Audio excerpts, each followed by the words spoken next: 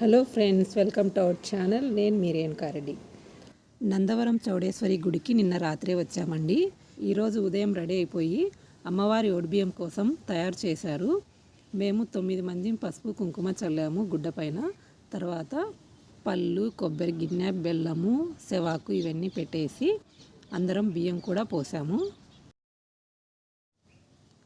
ఇక అమ్మవారికి పూల దండతో పాటు చీర, పూలు, గాజులు పెట్టారు. బోనం కూడా రెడీ చేసి పెట్టారు.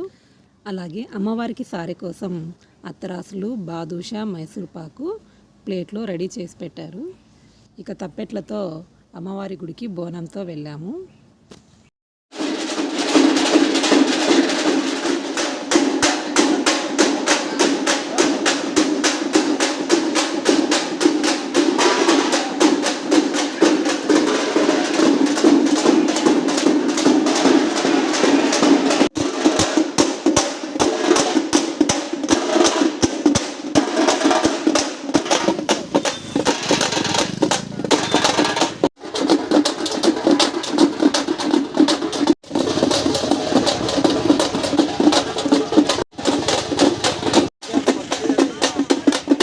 ఈరోజు అమావాస్య ఆదివారము, అందులోనూ అమ్మవారు పుట్టిన నక్షత్రం అంట అండి.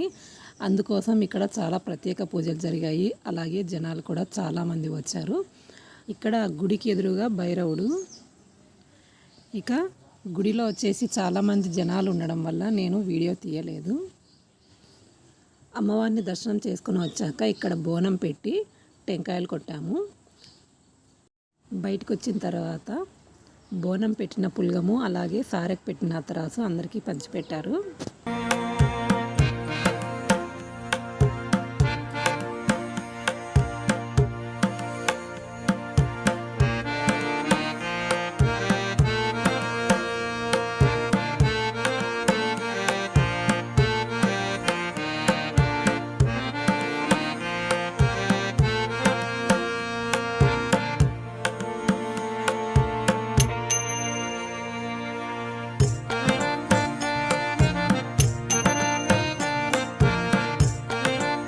ఇక టిఫిన్ చేసేసిన తర్వాత అందరూ వంట కోసం ఆకుకూరలు తరుగుతున్నారు.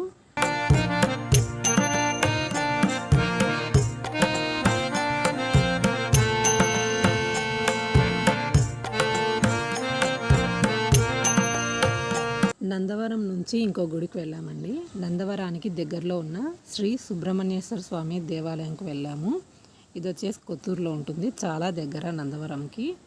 వెళ్ళేసి అక్కడ కూడా దర్శనం చేసుకొని వచ్చాము. అక్కడ కూడా జనాలు చాలామంది ఉన్నారండి. మామూలుగా అయితే ఇక్కడ మంగళవారం, శుక్రవారం బాగా జరుగుతుందంట. ఈరోజు ఆదివారం కూడా చాలామంది ఉన్నారు, సెలవు దినం కాబట్టి.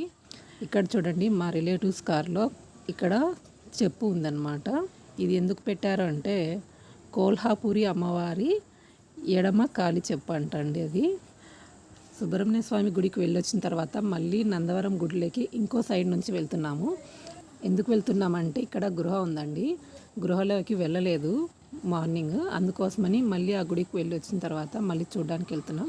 గృహ వచ్చేసి ఎక్కువ లోతేం లేదండి, ఇక్కడ చూపిస్తున్నాను కదా ఇంతవరకే. ఇక లోపల అమ్మవారి విగ్రహం ఉంటుంది.